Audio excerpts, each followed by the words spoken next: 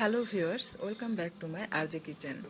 আজকে আমি আপনাদেরকে দামি চিজ ঘরে তৈরি করে দেখাবো যে কিভাবে আপনারা খুবই অল্প খরচে এই দামি চিজ ঘরে তৈরি করতে পারবেন।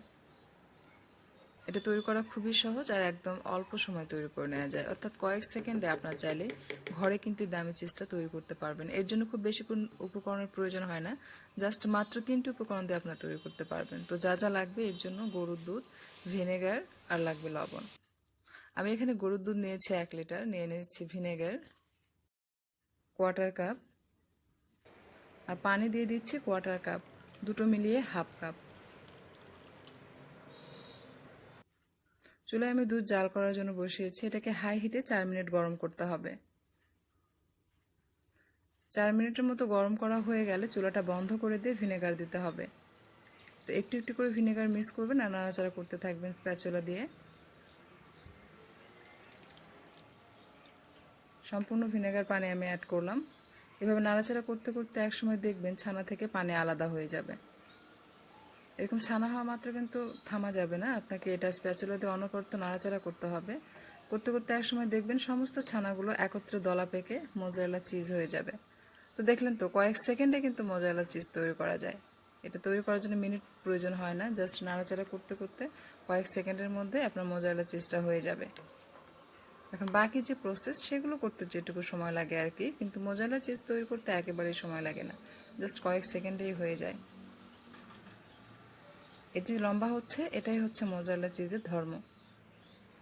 দেখতে পাচ্ছেন কতটা সুন্দর লম্বা হচ্ছে।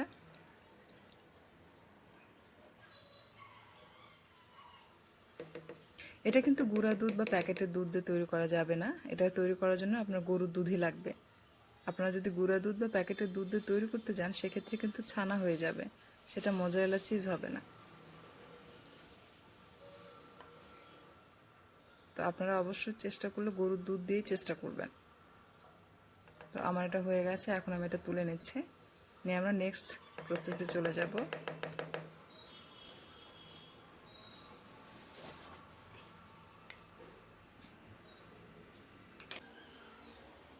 চুলায় আমি পানি দিয়েছি, এটাকে 2 থেকে 3 মিনিটের মতো গরম করে নিতে হবে। আর দিয়ে দিচ্ছি লবণ, মিক্স করে নিচ্ছে। গরম হয়ে গেছে, এটা আমি নামিয়ে নিচ্ছি। দিয়ে দিচ্ছি মোজারেলা চিজ।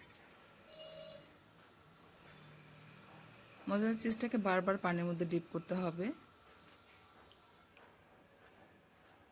এটাকে পানির মধ্যে দিয়ে খুব ভালোভাবে ধুয়ে ক্লিন করতে হবে, যেন মোজারেলা চিজের মধ্যে কোনো প্রকার টক ভাব না থাকে।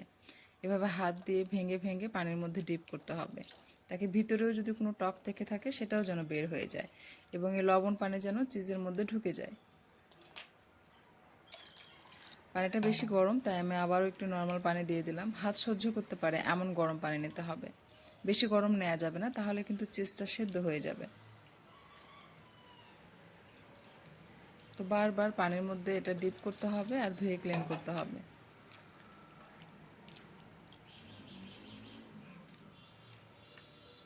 এভাবে ধোবেন আর হাতের মধ্যে নিয়ে এভাবে ভেঙে নেবেন, তাহলে একদম মাঝখানে যে টকগুলো রয়েছে সেগুলো বের হয়ে আসবে এবং লবণটা চিজের মাঝখান পর্যন্ত ঢুকে যাবে।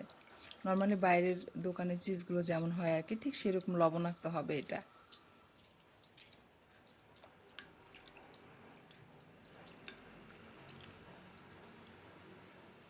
এটা ভালোভাবে ধোয়া হয়ে গেলে হাতের মধ্যে নিয়ে চেপে চেপে সমস্ত পানি নিংড়ে বের করে ফেলে দিতে হবে, যেন চিজের মধ্যে কোনো প্রকার পানি না থাকে। তো আমার এটা হয়ে গেছে।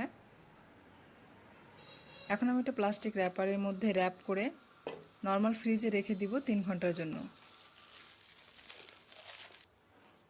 এটা 3 ঘন্টা নর্মাল ফ্রিজে রেখে দিলে এটা সেট হয়ে যাবে।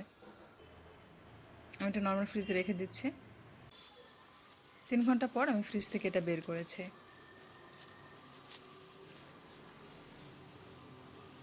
দেখুন কতটা সুন্দর সেট হয়ে গেছে। নর্মালি বাইরের চিজ যেমন হয় আর কি, দোকানের মোজারেলা চিজের মতোই হয়েছে, আপনারা নিশ্চয়ই দেখেই বুঝতে পাচ্ছেন। আমি আপনাদেরকে একটু কেটে দেখাচ্ছি।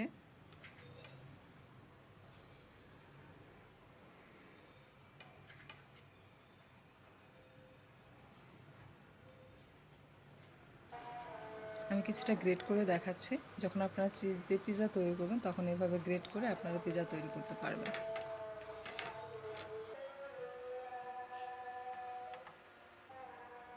দেখুন কত সুন্দর গ্রেট করা হয়ে গেছে। আমি একটু একটু গরম করে আপনাদেরকে দেখাচ্ছি যে এটা গরম করার পর কতটুকু লম্বা হয়।